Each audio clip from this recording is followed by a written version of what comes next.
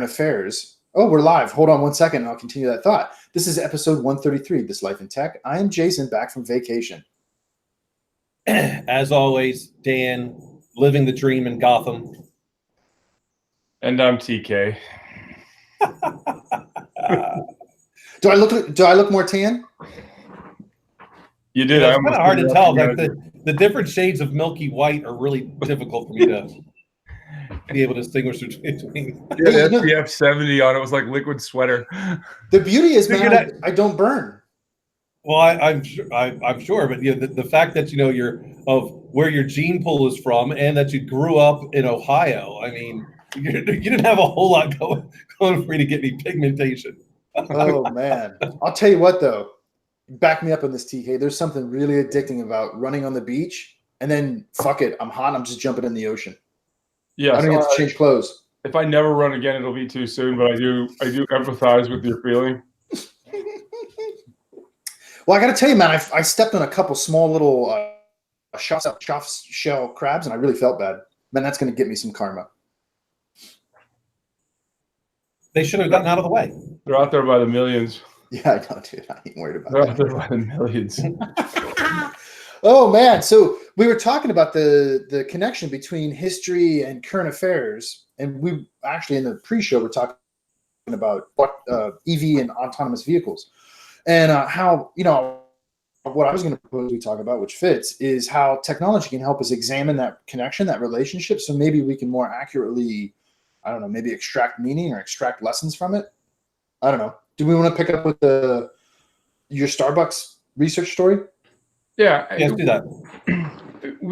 So years ago, a guy doing his research, he felt that he wanted to find out if there was an easier way or how to measure and quantify in simple terms, what level of control people felt they had in their lives. All right.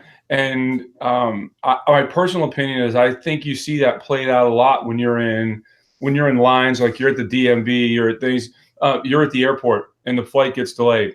And people's reaction, the visceral tension and stuff like that. And a friend of mine had showed me this survey because he's like, I'm very low maintenance to begin with, right? And so he says, hey, you got to check this out. It's really cool. What this guy did is he got thousands of researchers around the country, and they worked in conjunction with Starbucks, and they just stood around at Starbucks and listened to people order. And as they ordered, they would say, hey, do you mind if we ask you a couple questions? And they would write down their order verbatim. And then they had, you guys are both researchers. They had a certain number of questions queued up, and they asked every respondent the same questions. At the end of it, what they found was that people whose drink orders were extremely complex, like I'll have half a pump of this and no whip and this soy milk and all that crazy stuff, that the respondents whose drink orders were the most complex felt no or less measures of control in their life than the folks who had very simple orders and either ordered off the menu or like I do, they walked in, they go, what do you want? I want a black coffee, medium, right? What do you want in that? As much coffee as you can put in the cup, right? There's no other way to argue that, right? And I was telling our friend Morgan this back in the day. We were in a car in California a few years ago when I read this study. My favorite intern. Yes, yeah. We're going to call him MFI from now on. My favorite intern. And I've got to get him watching this just so he can lose some measure of control. We call him my favorite intern. But we went into the Starbucks in Coronado, and we were laughing about this story on the way into the store. And we went into the Starbucks in Coronado, and there's a lady in front of us, looked like she just got out of yoga or working out or something like that. And she was messing around on her phone. And when she gets up there, I'm messing around on my phone at Starbucks so I can pay with the app, right? And she basically puts her phone in the guy's face and goes, make this. And when she turned it around, because I was standing behind her, I could see it was just literally this list of ingredients and quantities and specific things. And I'm like, I looked at Morgan, I'm like, she's going to complain no matter what she gets, right? And that is the behavior that you describe. And we roll it forward into autonomous vehicles or any measure of control. And I think specifically what we were talking about was either radar control distance in modern cruise control or lane departure, right? Whether it's intended when you put your blinker on or or to keep you intended to keep you in the lane when you get drowsy or whatever. There's a lot of people that would be like, oh, I have to have control over my car. Well, I have control over my car. I have my hands on the wheel and I'm driving. But if somebody slams on their brakes, I'd prefer to, if I'm not as quick as I used to be, have some help with that. I think that's where it really starts to get murky. Yeah. So when I drove down to the DC area on Friday night, the car wind up beeping at me twice saying, "You're tired, take a break." And I said, you know what? After the second one, maybe I am. I should, I knew I wasn't going to drive the full way. But I was trying to see how much I could, get out of it. But, the amount of machine learning it has in order to determine what your driving pattern is. Right. And it knew I was deviating, I don't know how many, sigma from my normal driving pattern. But it said, "You're tired." Like literally, it had a cup of coffee in the little in the screen, the heads up display rather. And on the second one, I was like, "Oh my God, you know what? It's probably time for me to pull over." The amount of safety that has been put into it, I have zero issues with it. Love it because it's calculating everything that's going on. I have complete control. I could have overrode it. I could have said, "Yeah, you know what? I don't care. I'm going to keep going." But at that particular point, I knew I wasn't going to drive the full way. I was planning on driving, essentially half the way. And I got a little bit more than that. got the hotel room and, woke up the first thing in the morning and did, another hour and a half part of the drive. So, yeah.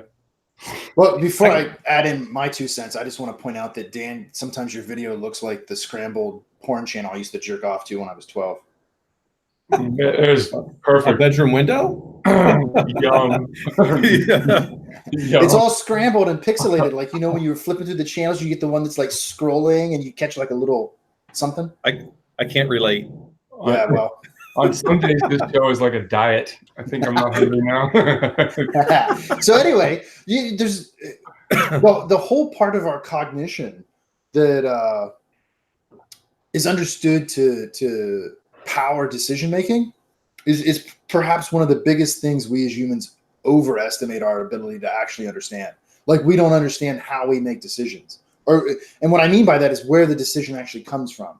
And so you can actually map this to motor theory. There's actually a theory for it called ideomotor theory. And check this out. This is crazy stuff. And I've actually done research with this. And it really surprised me when I found it. This comes from a dude named Libet. Did these studies where he would have people raise an arm, right? And he could detect the thought in the brain before they picked up their arm with such accuracy that he knew what arm they were going to pick up before they did. Okay? Like seconds before they did.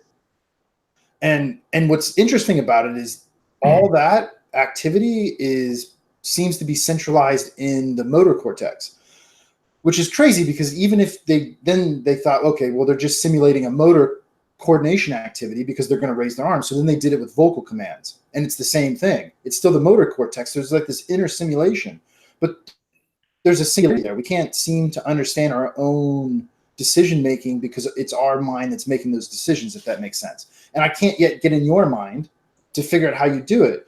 And so you get this kind of illusion of control. It kind of borders into free will, right? And you vastly overestimate how much control you have. And yet the things you do, like your orders at Starbucks, completely betray how much control you don't have over really anything in your life. It's really interesting. Well, I've always looked at it where, you can't control a lot of the things that are happening, but you can control how you're going to react in some way, shape, or form. You can let it go. You can choose to get pissed off. You can choose to get, be happy, sad, but you can't control what someone else is going to do or all of the other parts of the world that are going on around you.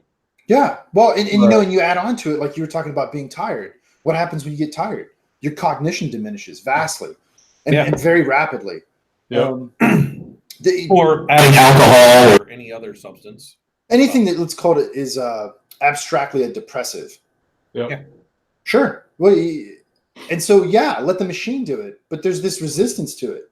I don't understand why. You know, one of the things I was bringing up earlier is I remember as a kid not having a seatbelt law, at least in Ohio. And my dad, I mean, I was like 5 or 6, right? Had like classic V-dub Beetles. And man, it had like a propane heater. Think about that. There's like a little liquid propane tank in the front because the engine's in the back, right? And then there was no seatbelts that I remember. I sure as shit don't remember sitting in a car seat. I remember like a little plastic scoop that I sat in, but when I was a kid, I remember, I can't remember that. I think it was a Valiant was the name of the model of the car. And this car was probably a 63, 64, because about the time when I was born.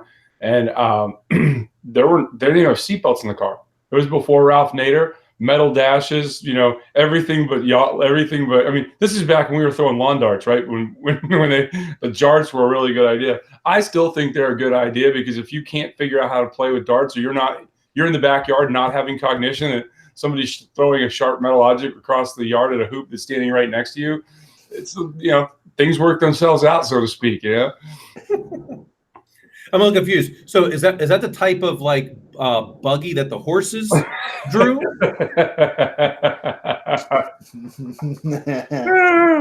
Hey man, I played lawn darts growing up. That was better than croquet, I'll tell you that. Yeah, now we've dumbed it down to what is Cornhole. that? Cornhole. There you go. Yeah, that's it right there. Yeah. I saw a bunch of people playing that on the beach. There's a professional tour of cornhole. There is. Yeah, man. I saw this on ESPN. I know. Like they don't even have any wind. So I'm gonna go be a professional cornhole player now. Well, I mean, the professional, the best guy on the rodeo circuit, and that dude that's messing with a 2,000-pound animal makes about 75 to 100 grand a year. Yeah. I think the cornhole champion makes more than that. But you need a partner. You're just not by yourself. You have to do it in teams, evidently. Yeah. Yeah, it's a team event. Oh man. See what a call ahead that porn joke was? That's my genius. That's what I bring. That is your genius. That and your ability to train poisonous caterpillars from Africa. That's looking good though, dude, isn't it? I can't grow a beard anymore because it's too gray. It just doesn't look good on me. I didn't know not being gray was a requirement. I might have to shave.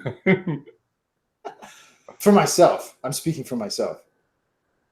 Well, the funny part is when Jason had graduated from Capital, he basically only had like a gray spot, like right dab in the middle of his wizard beard. And it looked cool. It's right in the middle. Yeah.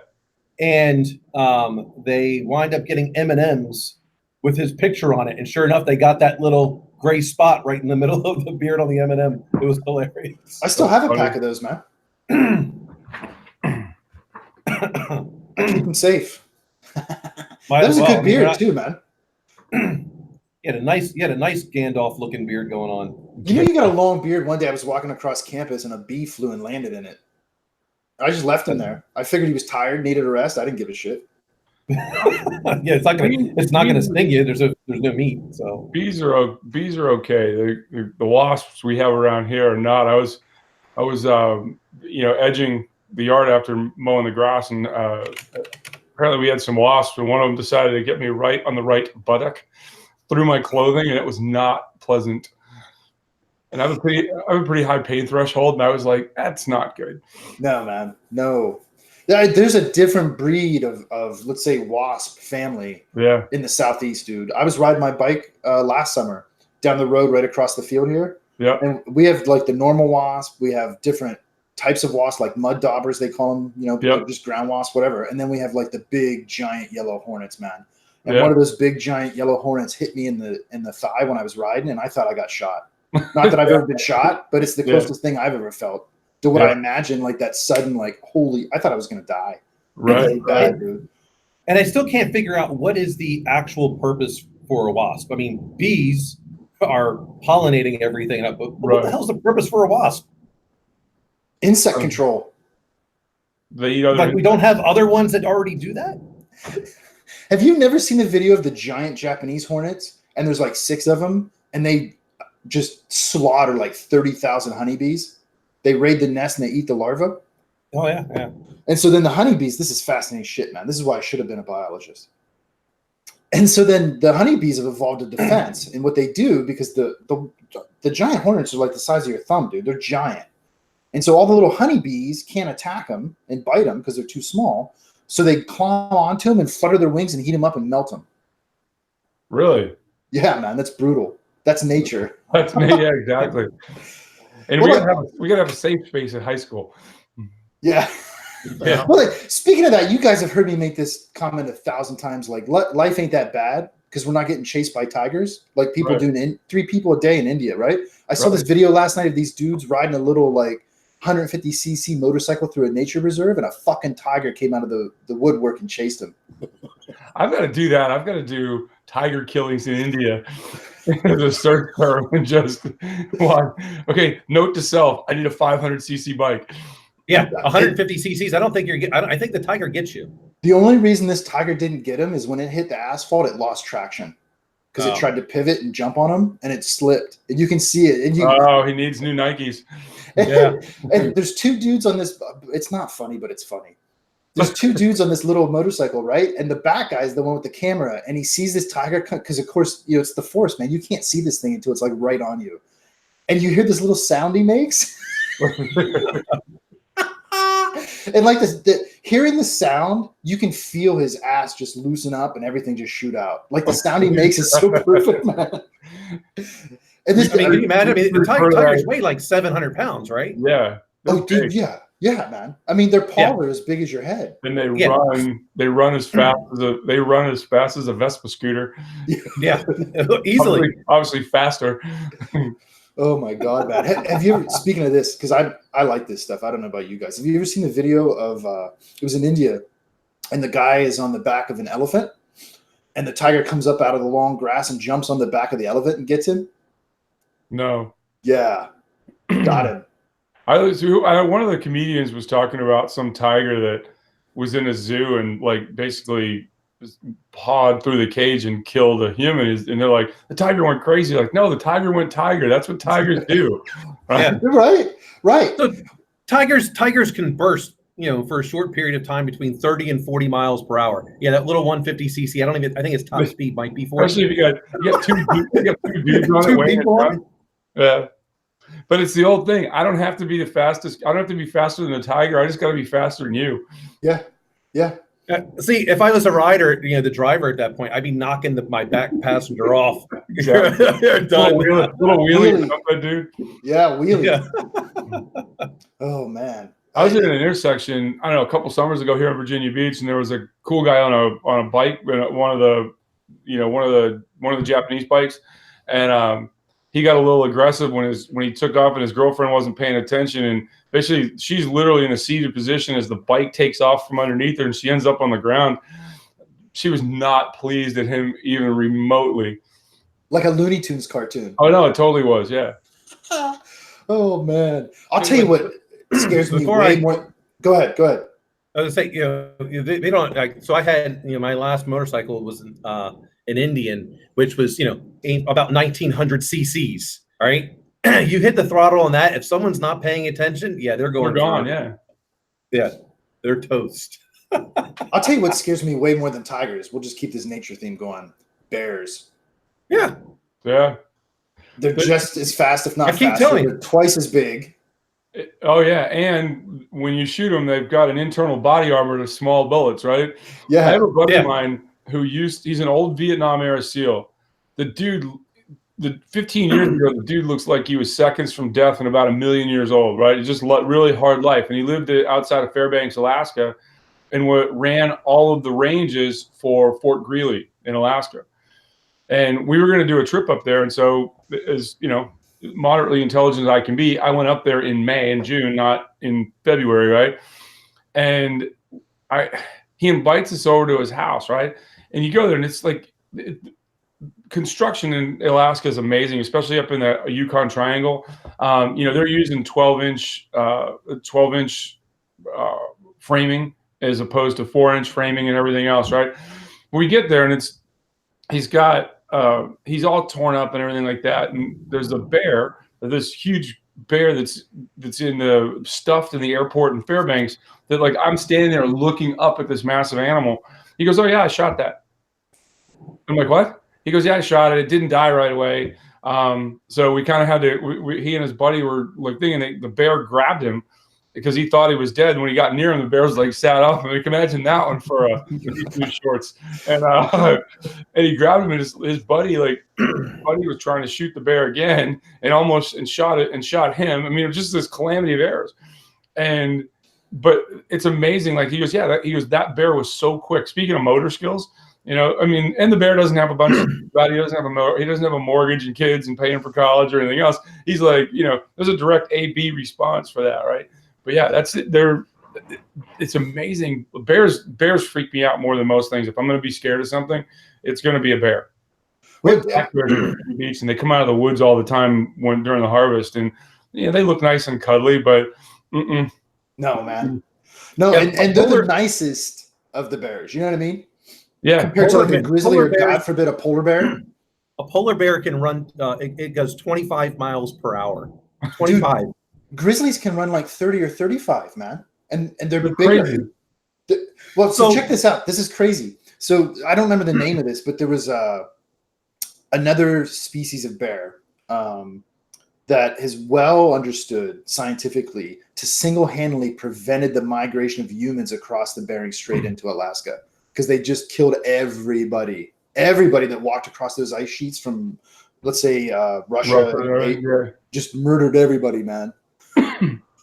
And they're massive. You can see like stuffed fossils of them, and they're twice as tall as a polar bear. Massive.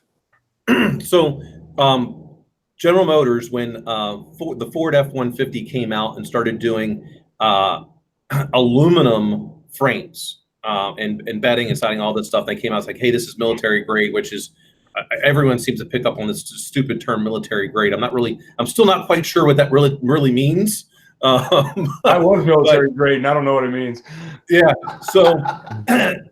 So they come out, and that put Ford like 5 years ahead of the Chevy Silverado, right? Because they've been number one and number two for decades. So they bring these people in a room, and they have two different cages. One that is military grade aluminum, and the other one steel, right? And they're talking about all these things, and they go, the next step is I'm going to put a bear in here in about 10 seconds. You need to choose which cage you're going into. And of course, all of them run to the steel, and they got this bear, and it's all going all between it. And so we had to watch this because the lady Chantel, who was our chief marketing officer at Ford, she was there at that time, and she's the professor for the marketing class at Ross.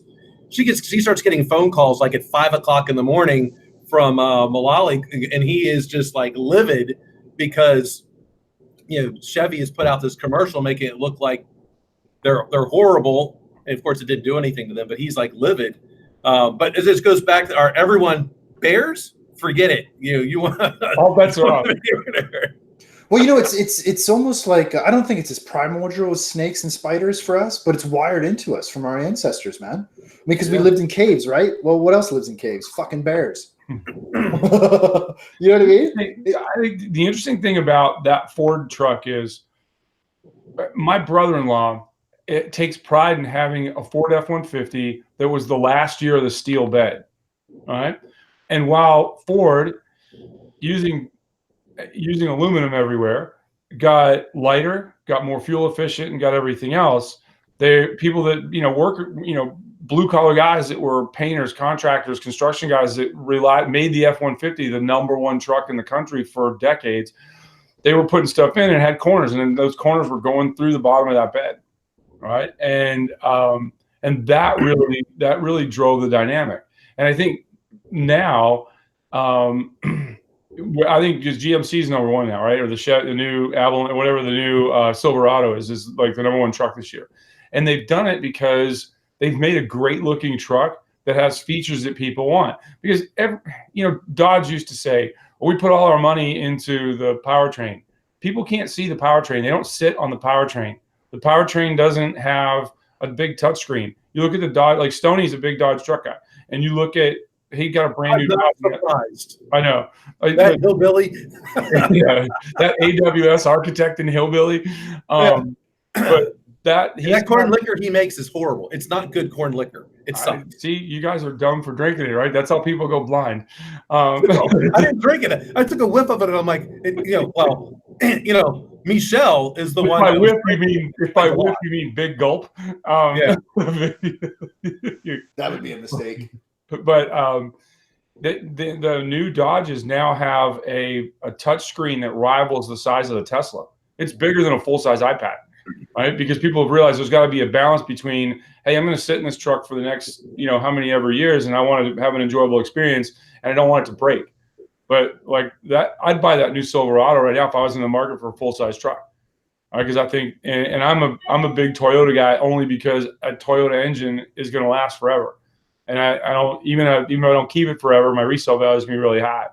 But but even Toyota's fallen behind a little bit. Like they're full-size trucks. They haven't redesigned the interior in a while, and people are starting to look elsewhere. So isn't it? It's kind of interesting that features like that are huge selling points, right? Right. And yet, the perception of losing control through some type of even limited autonomy on the vehicle's part somehow isn't a feature suddenly, right? It's a huge detractor for a major part of the market. But let's back it up. Let's back it up one step, right? Because what's the big thing that they've put into automobiles? They basically made your automobile a good giant smartphone, right? Yeah. How many phone numbers do you know? How many people's addresses do you know? How many times, like, I remember when you were younger, right? Where is that, right? It's down the street, buy this, and then they'd have the map books, right? Mm-hmm. You'd go look at a map and get a rough idea where you're going, right? Now, I mean, I'm kind of caught in the middle. Like I use Waze, I use everything else. Why wouldn't you, right? They're great tools, and why wouldn't you use them? But if I'm big shout out to Waze. I have yet to get pulled over driving cross country or anything like that through the Waze. So yeah, no doubt. I mean, that's they've got it going on, right? But at what point do you Jared, when he drives, if he needs to go somewhere, he just punches it in. There's no contemplation of between here and there, what am I doing, right? And if you look there's something on television. I read an article. They were talking about Chicago, people going from the north side to the south side and going through some of the bad areas. The Waze doesn't account for high crime areas, right? And now there's talk that they are going to. But I want to see the uproar from everybody if all of a sudden it's driving around your neighborhood. You got other people in the wealthy neighborhoods bitching because Waze will just drive you through there if it's a shortcut, and then now people are going to complain because you're oppressing. You're profiling them. Yeah, you're oppressing them in some fashion because you're saying that their neighborhood isn't good enough to drive through. So there's always where's that delicate mix? Right. The numbers don't lie. Well, I'll tell you, man, I've noticed the difference too. Like Mrs. Pittman uses the map programs, I think, like most people do. She'll punch in the address, hit start, and she just puts it on the dash mount and listens to the Siri tell her where to go, right? Right. And a lot of times, because of the service we have in this area isn't good, we need to switch providers. There's lag. There's lag, especially in the screen updating, that part of it. Right. And so she'll miss turns. But because of the way she's consuming the information, she's always like N-1 steps, right? Whereas because of the way I learned to drive, particularly when I moved to LA, we didn't have GPS. We had the map, the Thomas guides. And so I learned to navigate by counting turns or counting streets or counting blocks, right? And so when I pull up the map, that's how I do it. I look at the text directions and I count stops or turns or whatever, right? So and so on. And there's a huge difference in our navigational abilities. Well, there's a huge difference in the end result, right? Yeah. You can argue about the ability, but there's a huge difference in the end result, right? And it's that reliance on that. Hey, Dan, you're still a United guy, right? Yeah. So a lot of people we know that fly all the time, they're basically telling United to pack sand. And on-time or lack of on-time flights are now not the big issue. It's the lack of consistent Wi-Fi. Right. So the CEO was recently on television. I swear to God, if I could have gotten you quick enough, I wanted you to watch the article because the dude was like, it was a classic like business school example of, are you effing kidding me, right? There were questions about people being mad. He goes, people are pissed off before they even get on the airplane. Verbatim statement. I'm like, well, some of that is getting through TSA and all the other things that people, again, it's a control issue. And then he still goes, but the thing people are mad about most right now is our ability to have consistent Wi-Fi on the flights. And then he started talking about it like they just cracked the technology, right? Like we're going to have to really get on it. Like Delta is getting ready. Like Delta now is deep into the second generation of Wi-Fi, which you get on the airplane, you associate your phone to the Wi-Fi, and from the time you're on the airplane till the time you leave, you have consistent communications, right? And I literally, if I'm not that guy that's going to get on the Twitter sphere and go out mental on people and everything, but I almost wanted to go hashtag United C, whatever his Twitter handle is, and go talk to the CEO of Delta, because they apparently have it figured out. But I thought, with all the problems, like with the 737 Maxes and all the other like real problems, that he considers the number one clear and present danger to his customer base is they can't get consistent Wi-Fi. Yeah. Well, so while I fly United, that's only, while I'm consistent there for the moment, it's only because I still have, a significant status on there. Yeah, no doubt. Once I've used all of my miles in terms of free travel, I probably won't stay. And it's more so because having, I absolutely hate American Airlines. That is just. You mean US Air? Basically. Yeah. Right. A company whose reputation was so bad, they bought another airline just to rebrand their name. Yeah. Right. So American is absolutely horrible. But the biggest difference between, like, for me, for Delta and United is that immediately when I get on a Delta flight, if they have Wi-Fi, it's available immediately. Yep. There's none of this wait 10,000 feet or 15,000. That's second gen Wi-Fi that they're putting on all their planes now. Right. I mean, and it's just the overall aspect for Delta. I mean, the biggest reason why I even became a United person is because of Singapore Airlines. I was having to go back and forth to Singapore, and Singapore is a part of that conglomerate of where United is, and that flying from JFK to Singapore was amazing. So I racked up so many miles so quickly going back and forth to Singapore that that's just basically how I became a United person. In reality, it's if you're, I don't understand the people that continue to want to fly Southwest. That doesn't seem to make a whole lot of sense to me. And when they complain, because I'm going, this is a no frills flight, right? It's just one step above like JetBlue and Spirit, and you're complaining like you thought you were. I mean, you should have realized what you were getting. I mean, I wonder if those same people are driving like a luxury vehicle too. Southwest is interesting to me because back in the early 2000s, when they really were in their heyday, how they competed, and it's really what got them through 2008, the downturn in the economy in the late 2000s, late aughts, as we say, right? Is there's, again, and I want to talk about this out because it's just, CEOs drive a lot of this behavior, right? You get an innovator in there, you get a visionary in there, and it's the difference between having a guy and having a CEO, right? And the CEO at the time made a bold move. He hedged his fuel at $1.20 a gallon, something like that. I might be off on the number, but it was a very low rate, right? When the gas prices were very low, and he made like a 10-year contract with his fueler and hedged it and paid a big bucket of money out front. Well, all of a sudden, 2006, 2007, 2008, gas prices are starting to rise, and all the other airlines they're in a huge crunch, right?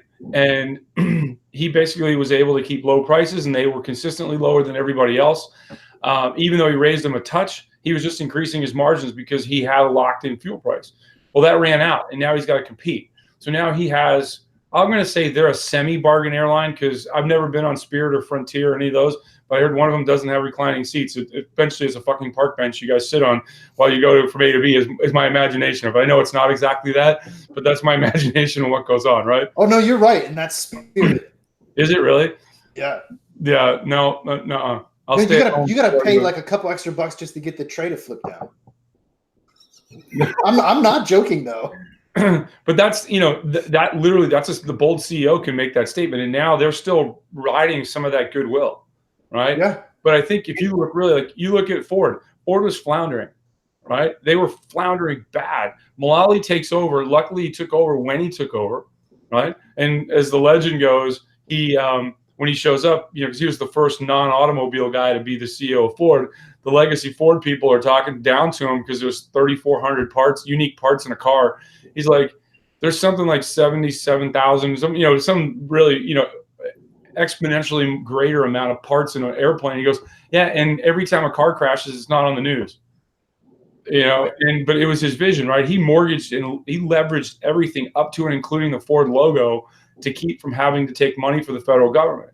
And aside from a lot of the business practice stuff, like they would have their management meetings, and all of the guys would show up and they'd have that big, those big Gantt lines out there, and everyone would be green. He's like, we're losing $1 billion a quarter. Like, how's everything green?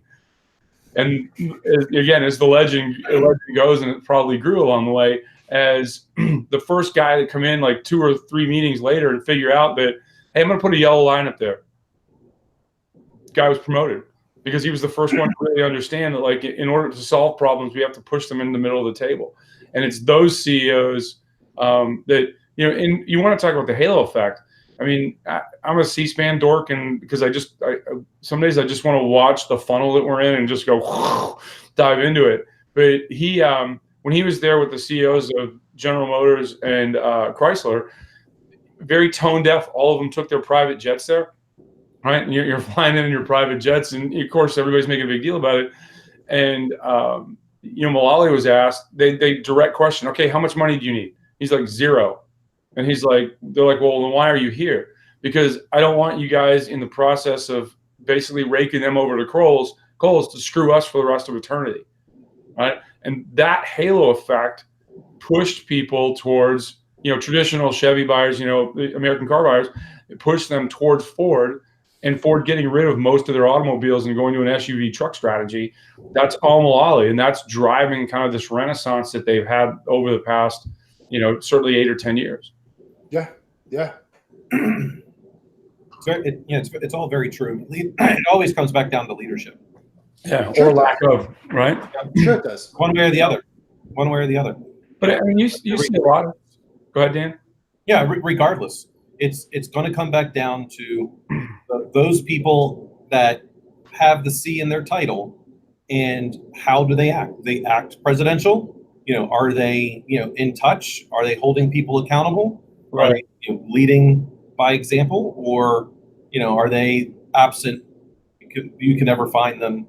What kind of leaders are they? I think that there's a huge transition, right? And you guys have probably heard me say this before. So, Guy is a perfectly useful CFO, COO, some other C-level function, and he gets plucked from the crowd. And a lot of it is he gets plucked from the crowd. Now he's the CEO. In a lot of cases, my belief is that most CEOs are accidentally the CEO. All right. They went to business school. They did what they had to do to be a C-level employee. But how many people do you know when they, I imagine a little, that 10-year-old running around playing doctor, that 10-year-old running around with a police uniform on. How many 10-year-olds have a suit and a tie on and want to be the CEO?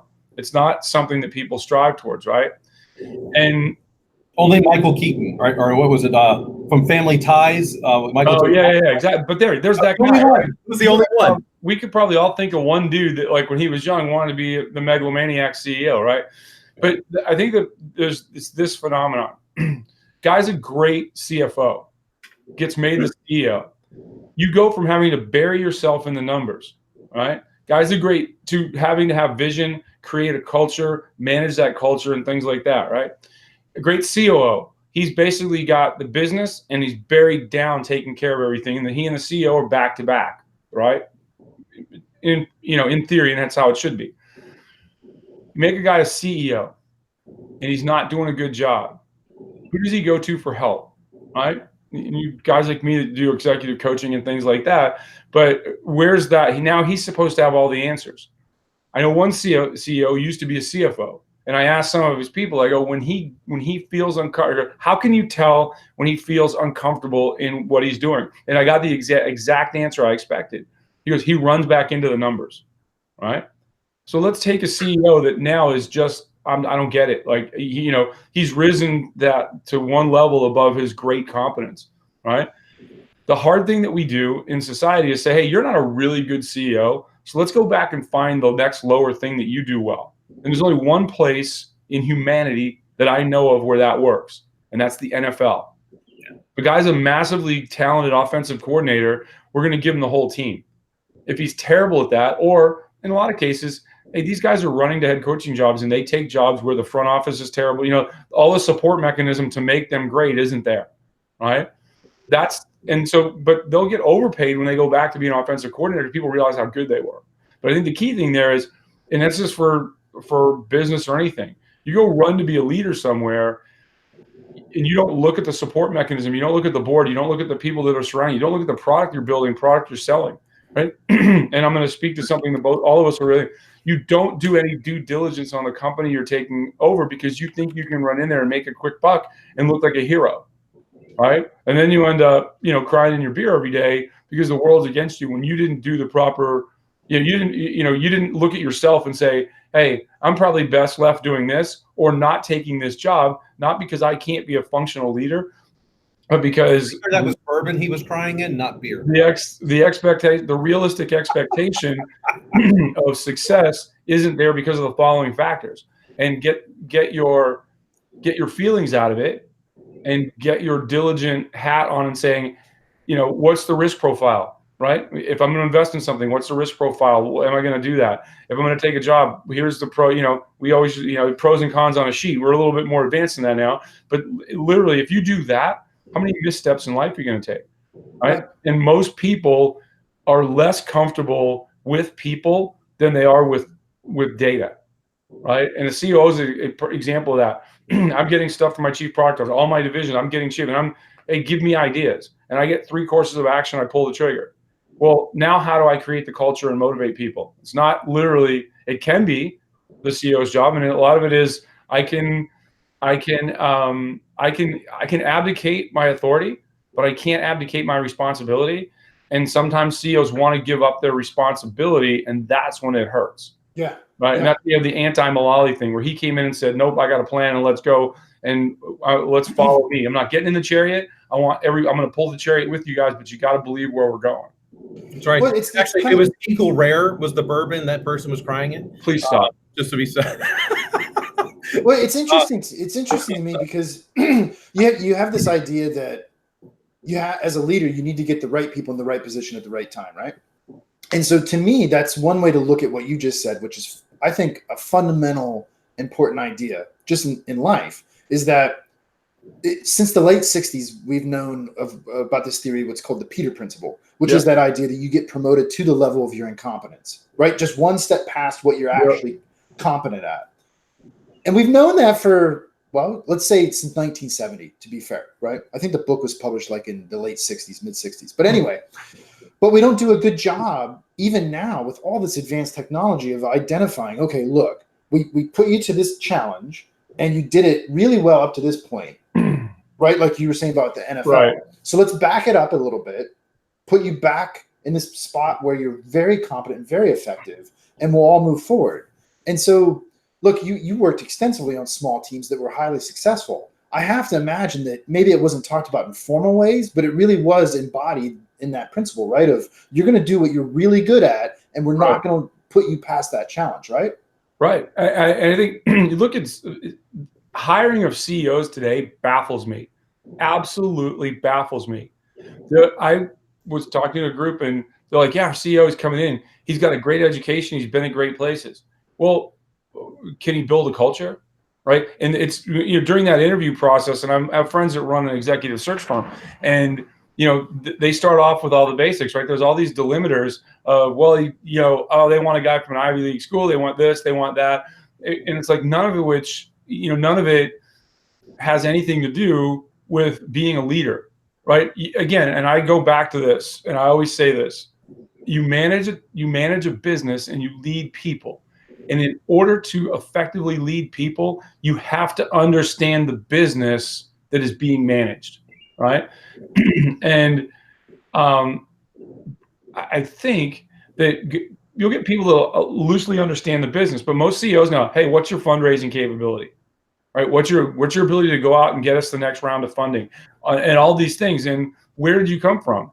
Right? Those types of things, rather than sitting down with the person and saying, you know, what's your thoughts on X, Y, and Z as far as managing that team of people? How are you going to, especially in a small company, right? You're building a company, and you move from a founding CEO, in most cases in tech companies, who was the tech guy, right? He had the vision. It was his widget. It was his idea. And now the term that I like to use is, we're going to go get a professional CEO. It should be in air quotes, and there should be a happy face next to it, because what does that mean, right? What you're saying is, I'm going to go get a guy who probably has an MBA and is probably at some level executed at the COO level, CFO level type thing, or he's been a CEO at another company, but he knows how to fundraise, right? How does that create a positive culture, build to the next level, right? We've all seen one way, and it baffles me, is show up and take everybody in the C-suite and give them a raise, right, when you get there, right? And so now people are predisposed to hang out because you're overpaying those people, right? And trust me, I'm not afraid to overpay somebody that you want to keep around, but it can't just be that, because then you have to turn around and say, I'm overpaying you because I'm going to empower you, right? I'm going to empower you far beyond anything you thought you were ever capable of doing, because I think you can do it. And more importantly, you can lean on me, but when you don't, I'm going to work you over. And I'm not going to do it in a degrading public way. I'm going to hold you accountable for your actions, and your actions have to be, as a senior leader, and Dan and I have talked about this at great length, you have to understand what you're not good at, and you have to work to mitigate that, whether that's hiring people that balance you out, going to school, doing whatever. But you have to be able to say, I'm not good at this, and this is not my strength, but I can't allow it to be a weakness. And how do I prop that leg up, right? That leg of the stool, whatever that is, how do I prop that up? Do I prop it up with another employee to help me out and say, hey, you're my person on this? Or do I actually go out and gain some measure of competence at that, right? But the one thing that you can't do is say, I don't have the personality to lead. Well, because if you don't be a leader, right? Go be the technical chief of something, right? But that's where we get crazy, and you get these megalomaniac guys. And I mean, even on a small scale, where it's like, I'm the CEO, listen to me. And how it manifests itself in the military is crazy, right? The SEAL community has a pretty good self-correcting mechanism of it, but the old concept, like, if I get promoted, if I'm a certain rank, people will have to listen to me. Okay, they're going to have to stand there while the words come out of your mouth, right? But they're not going to have to absorb anything you say. And that's the difference, right? Follow me, damn it, I'm in charge, right? That mentality, right? I mean, I remember years ago, I was on some Navy ship, and we were getting ready to fly off to go get and this was back in the original Gulf War. We were going to go, one of the jobs we had was, if the U.S. said, hey, stop at this line in the Red Sea and don't go into the Gulf of Aqaba. If you didn't stop, if you weren't stopping, it was like stop or else. And then they would fire shots across the bow. Well, we were what the Admiral euphemistically refers to as or else, right? They'd fly over there in helicopters. We'd fast rope on the ship, and we'd go on the bridge and be like, guys, like, what part of stop didn't you get, right? And it was never shooting it up or anything like that. Most of the time, because we flew in behind the ship, we were in a blind spot. They couldn't hear us coming. We'd walk onto the bridge and be like, what are you guys doing here, right? And it was kind of comical, actually, right? But the thought process that, you're going to, every day of the week, go out and do this, right? It was self-organizing. Everybody got up, everybody did. So one day we're getting ready to leave. We're going off whatever ship we were on, and as we're going, I'm missing a guy, right? Which is like young E5. The guy was such a good SEAL, he's now a chiropractor, right? But you know what I mean? He's a good dude, made it through training and like that, but the sense of urgency at certain times wasn't quite there, right? And so, as a lesson I learned early on, with guys in fast roping will burn your hands off. It's a big braided rope the British invented. Is I would make everybody show me their hands when we got in the helicopter so that I could see the fast rope gloves, to make sure they have these big leather gloves on, right? Because you're going to go either way, and we're either going to have a medical casualty when we get there, or you're going to be fine. So I can't find this guy. So I go back in and I run. Now I got to go to the bathroom. I run in. And while I'm in there, I'm doing my thing. I get done and I got to go. All right. Some, nitnoid Marine supply officer walks in. First off, I'm in the officer's head going to the bathroom because it was right there and I'm in a hurry. He looks at me and he goes, "Didn't your mom ever teach you to wash your hands when you go pee?" Because this is like his day. This is what he worries about because he's got a bunch of E3 Marines, right? I go, "No, my mom taught me not to pee on my hands." And I walked out.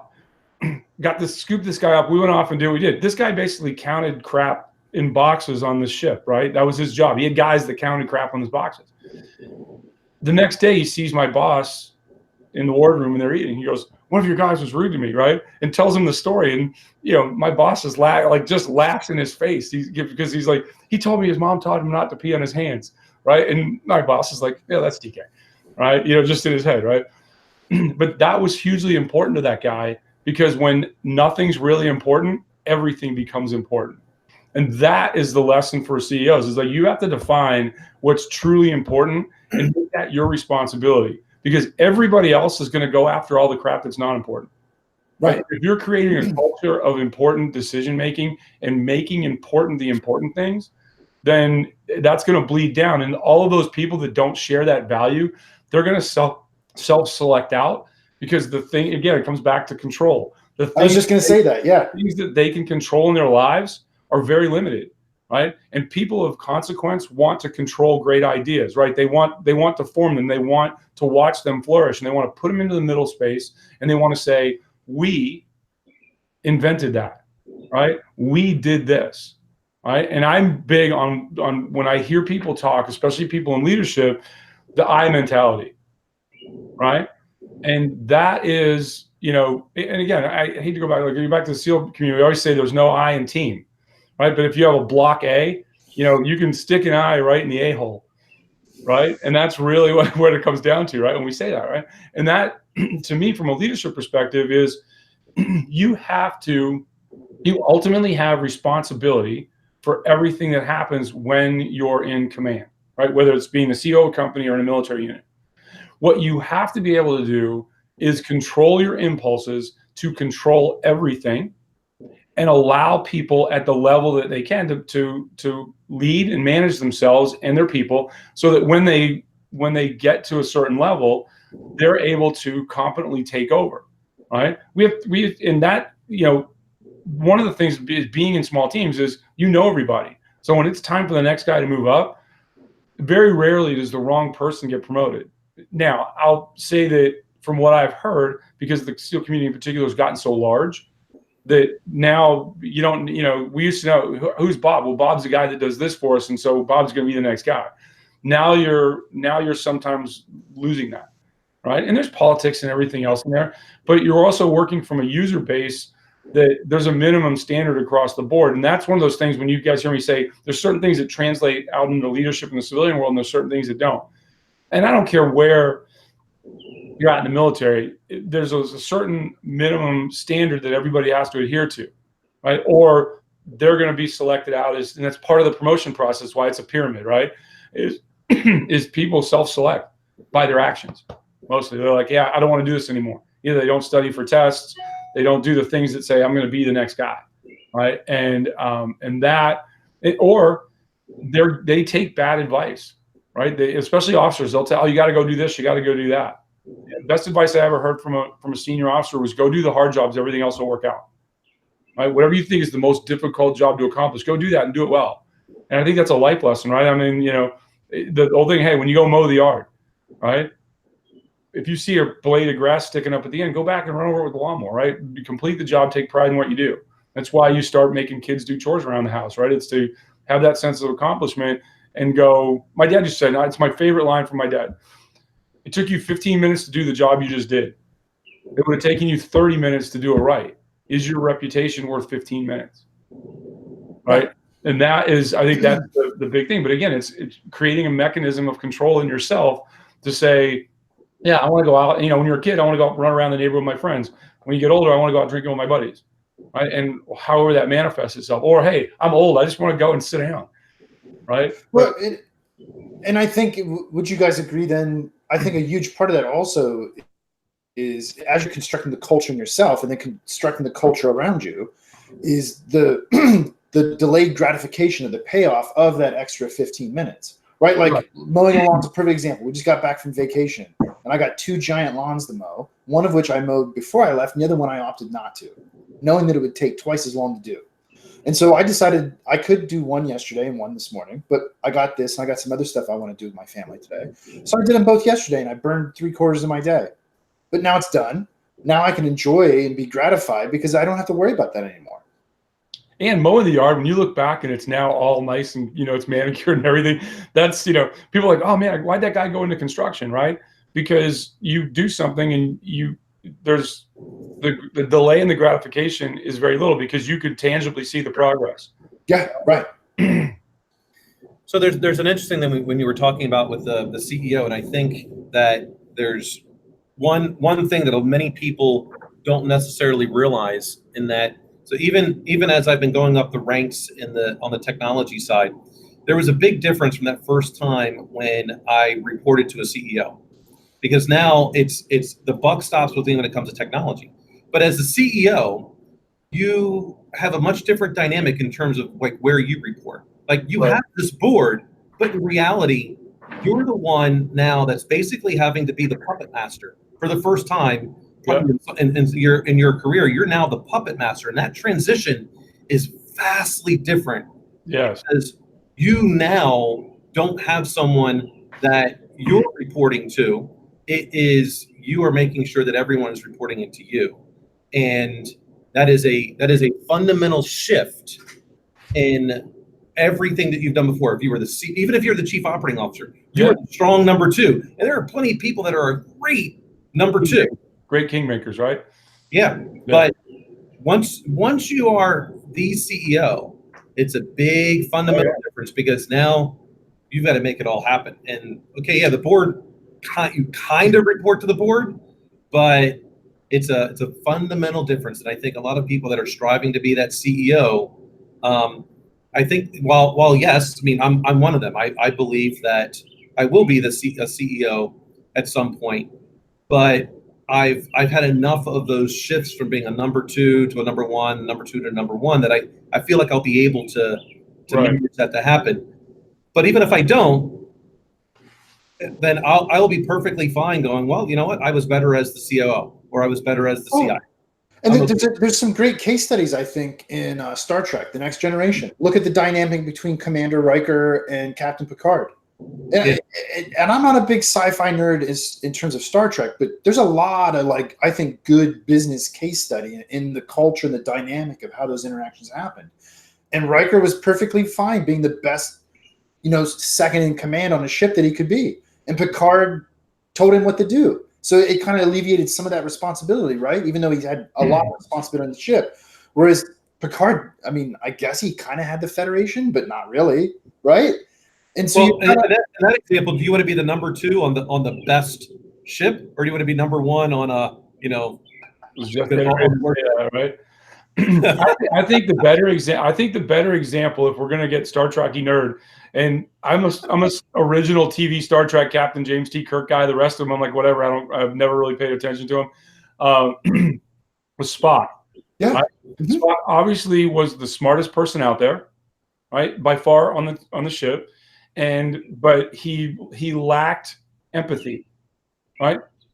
And he lacked empathy because culturally, and make the thing that Vulcans didn't have empathy, right? They were totally logical beings. And on the other hand, you've got Dr. McCoy, who was a totally emotional being, right? And in the SEAL community, an old Vietnam guy told me this years ago, and it's the one thing I thought of about Star Trek is they were talking. There's old Vietnam guys, right? And we're at the SEAL reunion, and they're there, and they go, "Oh, that guy he was the OIC," and they were talking about jobs. That guy was good at this, that guy was good at that, and when they looked at the OIC, they go, "That guy was good at decision making." Right? He didn't have to be the smartest. He didn't have to be the toughest. He didn't have to be the best at any one skill. He was just good at looking around him, taking in all the inputs he had, and turning out and making a good decision. He was known as a good decision maker. That's when you want to make the Star Trek analogy. a lot of times you say, we got to promote the smartest guy in the room.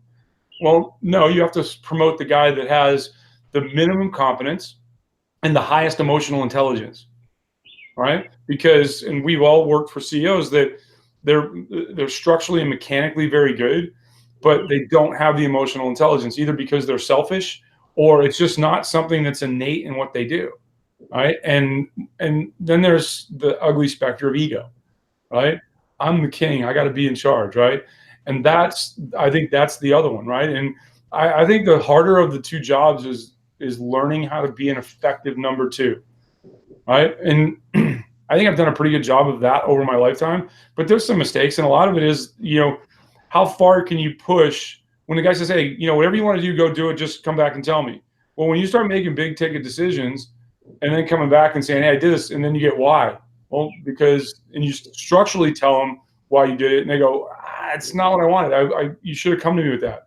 Well, you said go do whatever you want, make a decision. When, trust me, my whole adult life, I was told go make decisions, right? And it starts off at a really small level, and I expect you to do this. I'm not going to tell you how. Just go figure it out, right? Because a good leader will put people in positions that they think they've never been in and let them solve problems that are within their grasp and maybe a little bit more, so that they achieve success, right? The failure is a success sometimes, right?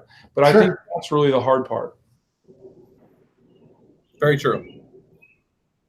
Well, I'll cap off my point and say another thing, just to add a little bit of the science to this, because I like doing that for us, is the whole triumvirate of particularly Kirk, Spock, and McCoy is like a classic Freudian description of id, ego, and superego. And it's interesting you mentioned ego, because we just naturally follow that structure. I'm not a big Freudian myself, but I mean, there's something to it, right? We just naturally align ourselves that way because our personalities seem to be aligned that way.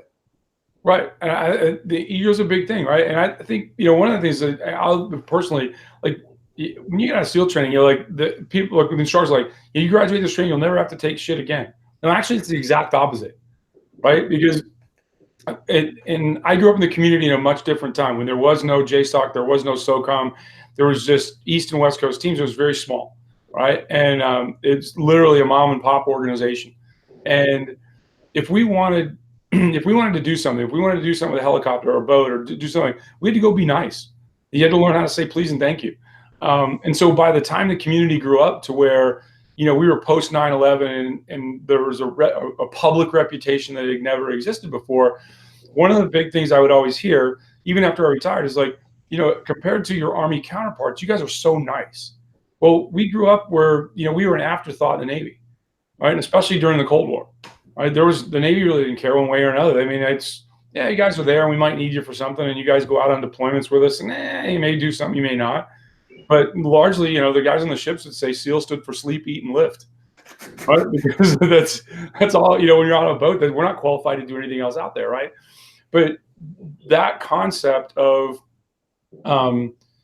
being nice, right? I've had people like go, man, you guys have a lot to be arrogant about, but you're not. Well, that's part of why we're successful.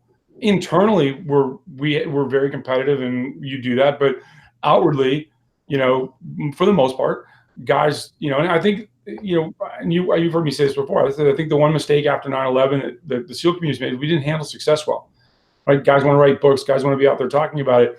And the excuse I always get, and it is an excuse, is, well, the president said this. I don't care. Like, strive to be better than that guy, right? Because we don't live in an era where great men are running for public office anymore, right? And there's a multitude of reasons. No need to get into it now, but like, strive to be better than that guy.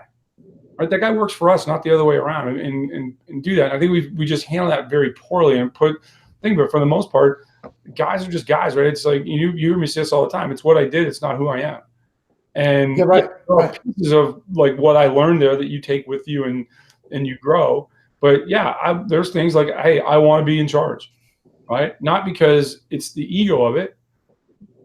Maybe a little bit, but I also think I can be in a position to be of the most help doing that. I can be the best decision maker, right? And if not, I'll go back and I'll do something else. I'm fine with it. That's where whatever team I'm on, right? Corporate team now, whatever, if that's what you need me to do, that's what I'm going to go do. Right. Well, and I think high levels of confidence, which clearly all three of us have, Yeah. naturally emerges out of that continual exercise of self-control. And Right. however that's manifesting in whatever your current endeavor is, whether it's a blade of grass that needs to be remowed because your blades missed it because they're dull like mine are, or whatever, right? There's millions and millions of examples. We've got a little lawnmower man. He's like one of the coolest little dudes. Like once a year he comes to the house and he's got his little truck, and the dude's somewhere between 70 and 200 years old. I quite haven't, speaking of signers of the Declaration of Independence, he's just the nicest man on the planet. Takes it, sharpens a blade. But even like when I was a kid, my dad we never took anything. There was it looked like a little conical pyramid, and it was, you put this little bouncer. We had a grinder in the garage, and even when I was 10 or 11, speaking of safety shit that we don't worry about, no safety goggles, no nothing. It's like sharpen the blade, and you'd sharpen it. The center hole, you take it, lift it, make sure it was balanced so that you didn't tear the lawnmower up. And as a 10-year-old, screw it back on, lock the nut down. And my dad watched me do it a couple times after he showed me how, and he had confidence that I wasn't going to basically chop both my legs off because the blade went flying off. And you did it, right? Yeah. And that, like, now it's like everybody's got a guy, right? Because it's cheaper, it's easier. Change the oil in your car. Well, what did you do with the oil 100 years ago? It wasn't safe, or even 40 years. It wasn't environmentally sensitive, but now it's cheaper and less hassle for me to pull there's a place to just open up, pull your car in, and 10 minutes later you're driving off. Yeah, well, I mean, it's a mom and pop place, so they're doing it right. That's the evolution, right? I mean, I need to sharpen my blades, and I mowed that was my job as a kid, all the way from I was 12 until I graduated high school. That's what I did. I mowed lawns. Yeah. And my dad showed me how to take care of lawn boy lawnmowers. Yep. And now I got this electric Ryobi riding lawnmower with twin blade system, and I'm like, I got to sharpen these blades. And I go online and I look, and a new pack's $30. Yeah. Dude, I don't have the tools, so I I figure, time value money. Well, Yeah. I'll just keep buying them and putting them in until I feel like I'm at a point where I'm breaking that cost barrier, and then I'll invest in it, because maybe I'll need the tools for something else at some point, right? And I'll get like a twofer. Yeah. But until then, $30, man. Yeah. I'm with you. Like when I was a kid, we'd take on the station wagon. You'd have to put new bearings on the rear axles, differential axles. That was a Saturday project. You'd pop them off, put the car on, put the back wheels on blocks in the garage, pop them off, drive down, have them press new bearings on, and put them back on. And that's what I did with my dad in the morning. Yeah. Wow. Oh man, we covered a lot of ground, my friends. Yes, we did. Yes, we did. It's good to be back. Yeah. Absolutely. Are we doing the fourth with Ken? I'll do it if you want to do it. If I don't know if you're busy, TK, if you want to join. What time? I haven't heard from Ken, but I was going to text him tomorrow. Yeah, let me know. Yeah, I'm in for me. I don't All care. right. 8 a.m. I don't know, man. Let me see if he responds first. But I'll text right. you guys in a couple days. All right. Cool. Awesome. All right, my friends. All right, everybody. Have a great Sunday. That's 131 in the can. Have Take fun. care. Peace. Cheers.